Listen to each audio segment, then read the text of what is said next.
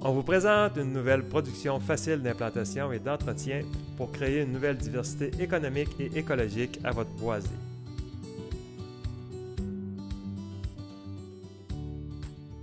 Technicien forestier de formation. Alors, souvent en forêt, j'en rencontrais, il y avait des arbustes ici et là. Et puis, c'est sûr, j'en ai goûté quelques-uns. C'est un bon fruit, mais ça, dans le fond, c'est des amélanges qui sont, on va dire, domestiqués. Dans le fond, c'est des cultivars qui sont plus gros que ceux qui sont... Le fruit est plus gros que l'arbre naturel. Là, depuis quelques années, on s'en sort bien avec le fruit frais. Le fruit frais est très bon. C'est un goût sucré qui est entre le bleuet et la cerise, là, je vous dirais. Là. Alors, c'est un fruit très intéressant, très bon. Congelé aussi, maintenant, j'en vends beaucoup congelé. Ici, là, dans la région de Victoriaville. Fait que c'est principalement, là, puis je transforme aussi un peu là, avec je fais des mix avec le cassis. Là. Je mélange les deux fruits ensemble, ça donne un bon produit. Puis il y a aussi une microbrasserie qui m'achète des fruits là, pour faire de la bière aussi à la mélange.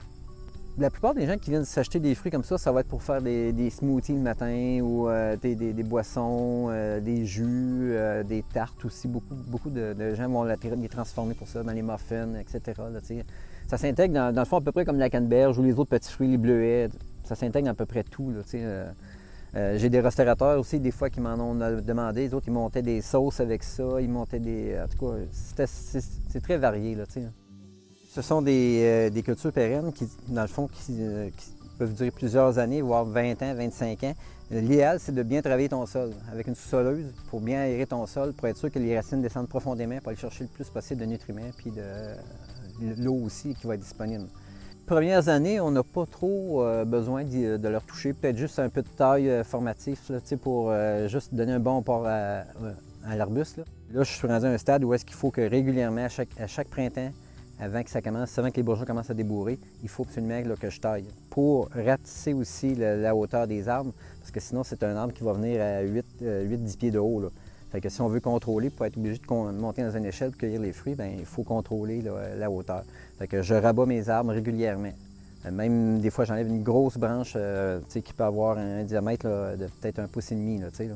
Je l'enlève complètement parce que vu que c'est un arbre qui drageonne beaucoup, bien, il va retiger lui facilement. Puis ça va refaire des nouveaux arbres qui vont être plus productifs que les grosses branches comme ça.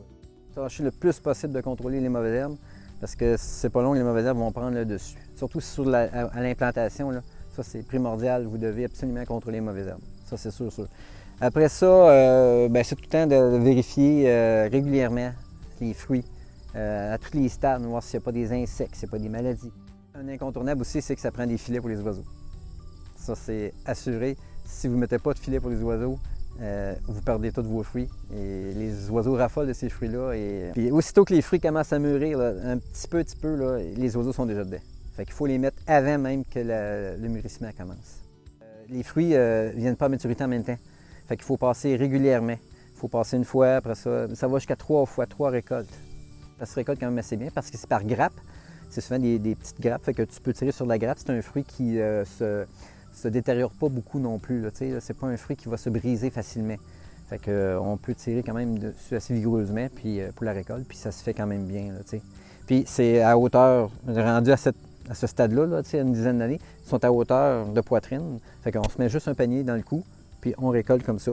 Fait que c'est quand même assez d'avance, assez rapide. Là, la récolte s'échelonne sur 2 semaines environ, au moins. Puis ça prend au moins 5-6 personnes. Pas trop difficile d'entretien, c'est plus la taille là, qui est au printemps qu'il ne faut pas manquer. Là. Puis le suivi des fruits là, en cours de saison, mais c'est quand même une culture intéressante puis facile. Puis je pense que les gens vont aimer ça, découvrir ça. À chaque année, j'ai de plus en plus de gens qui m'appellent pour faire l'autocueillette ou qui me demandent si j'ai des fruits. Fait que c'est un fruit qui est appelé à être populaire, je crois. Là.